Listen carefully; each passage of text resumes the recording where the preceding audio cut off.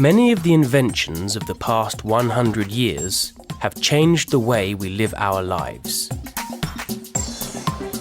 Mobile phones are owned by almost 6 billion people worldwide. And when over 6 trillion texts are sent every year, many of us believe that we can't live without them. People are always trying to think of the next big invention that's going to change the world. But for some inventors, this doesn't mean designing a new phone app or building a smaller, quicker, lighter computer. For some inventors, it's about looking at what everyone really can't live without. Emily Cummins is a young inventor who is looking for new ways to help people. She started inventing at a very young age. At the age of 4, my granny gave me a hammer. I used to spend hours with him in his shed at the bottom of the garden. As I got older, he would teach me about the different properties of materials and how to use the tools and the machinery in his shed. While she was still at school, Emily designed a new type of fridge. But her fridge doesn't look like the ones that most of us have in our kitchens. It's designed to be used in areas where there isn't any electricity. I spent a lot of time researching how to redesign the refrigerator. I realised that people in Africa weren't able to store food and medicine because they didn't have access to electricity or refrigerators. The design was very simple. A small cylinder inside a larger one. You put your food or medicine in the small cylinder. Between the 2 cylinders, you put some material that stays wet, like sand or soil. In the sun, the fridge then sweats, just like a person. The water evaporates and pulls the heat out of the small cylinder, and the contents stay cool.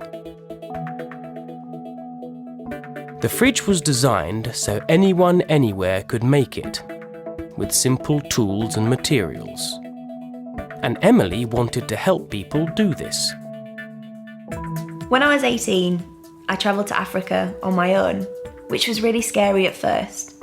But actually, when I got there, people were really welcoming. They invited me into their homes, they looked after me, they listened to me, and we shared ideas. So although initially I was frightened about the experience, it was actually incredible.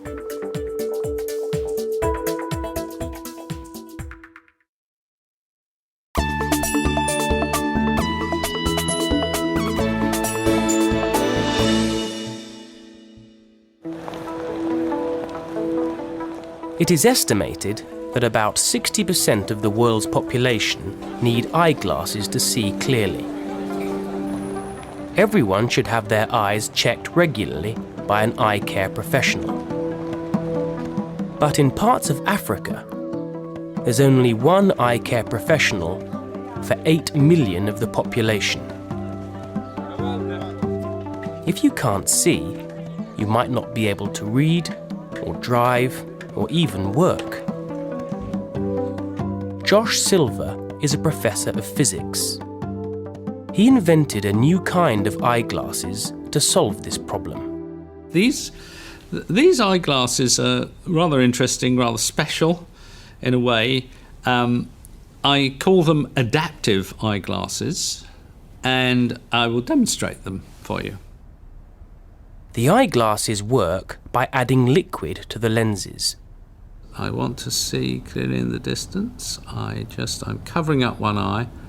I'm adjusting the lens in the other eye until I've got nice clear vision. I then do the same with the other eye, and there we are. Right, I can now see clearly in the distance. So these glasses have the interesting feature that I can change each lens so as to suit my vision and get clear vision. When you go through this correction procedure and you get the eyeglasses set to your vision, you don't wear them like that. You do up the screws on this frame and you cut off the adjusters And then you end up with this, which you can wear. And this is my pair.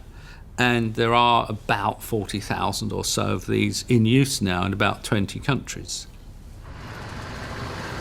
It's taken Josh over 20 years of research to develop these eyeglasses.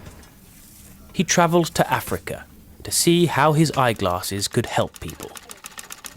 Henry A.J. Mensah was the first person to get a pair of Josh's eyeglasses. Shall we try the glasses and see if that helps you with threading it? Henry was a tailor in a small village in Ghana. He needed good eyesight to do his job making clothes. Can you see more clearly? But his eyesight was getting worse. Yeah, did it immediately, so it works. He was trying to thread a needle and he couldn't. And he put these on, he adjusted them, and he just threaded the needle immediately. And what he did was he then started operating his sewing machine much faster. Thank you. This experience proved that Josh's eyeglasses can work. I would like to know. Today, he is still improving his invention and looking for ways of producing adaptive eyewear for everyone who needs it. Thank you. My motivation for the work is to see those billions of people that need eyewear get it.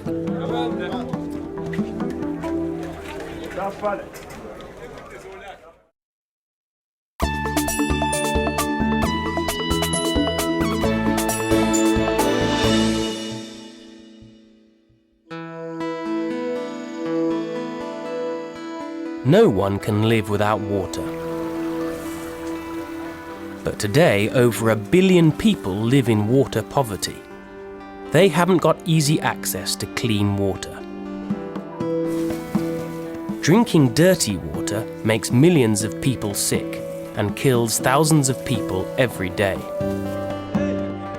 After seeing the terrible result of the Asian tsunami in 2004, inventor Michael Pritchard decided he wanted to do something about this problem.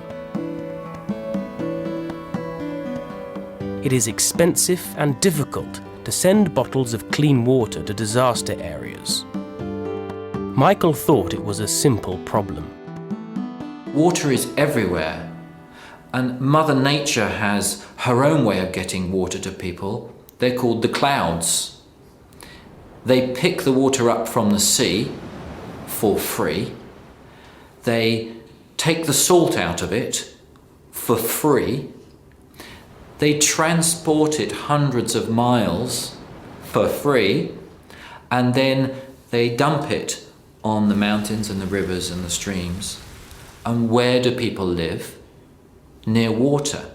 So Michael Pritchard invented the Lifesaver water bottle.